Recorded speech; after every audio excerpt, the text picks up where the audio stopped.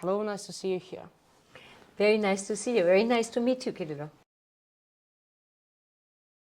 Well, actually, Ukraine is the first visit that I am making outside the European Union since I became president of the European Investment Bank. Yeah. I devoted last year to visit the 27 member states. And this year, this is my first trip outside the EU, Ukraine. And I wanted to make it the first to show how important Ukraine is for the European Union and for the European Investment Bank, of course.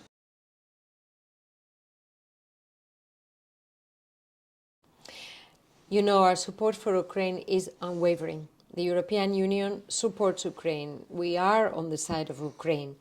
But it is clear that we are approaching the third year, the third anniversary of this terrible war, and there is so much suffering going on in Ukraine. There are many lives have been lost, many families are broken, millions of people have had to leave their homes.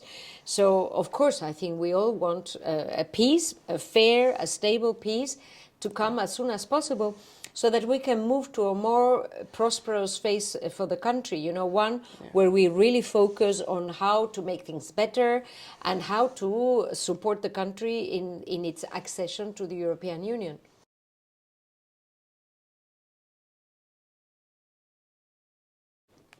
Well, the European Investment Bank, as you know, is the investment bank of the European Union. Yeah.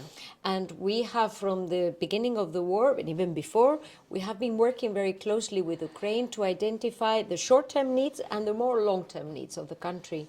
So in the short term, it is clear we need to help the reconstruction and rebuilding the infrastructures that are destroyed, from energy to shelters for the schools, water provision for the countries, for the different municipalities, transport, the trams, the trains, the roads, the connectivity vis-à-vis the West, vis-à-vis the EU.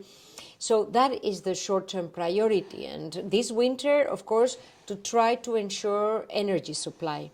But we also have to think about the mid to long term, you know, how to make this a competitive country, how to ensure a green energy supply. And we're also working with the government very closely to try to make sure that we act on the short term, but with a very clear view of where we want the country to be in the mid to long run. I'm quite sure we will play an important role, a big role, like we are playing now. I mean, we are one of the most important investment partners to the Ukrainian authorities. We just signed today an agreement to provide financing for the small and medium companies in Ukraine through the banking system. So we are very much on the ground, helping citizens, helping companies, helping municipalities and the central infrastructures. And I'm quite sure that we will play a very, very big role in the reconstruction, because we are very well placed to support the necessary infrastructures, and because we are the European Bank, and of course Ukraine wants to be part of the EU family. Well, I personally hope that not only the EU, but the rest of international partners continue to support Ukraine. But insofar as the EU is concerned, we will stand by Ukraine. There is unanimity in the 27 member states in supporting Ukraine, and I hope that the political changes, which are a part of democracy, you know, that's natural in a democracy that there are changes in government, but I hope that this unanimity and this strong support continues to go forward. Thank you very much for this interview. Thanks to you, a pleasure to meet you, and delighted to be here in Kiev today. Thank you.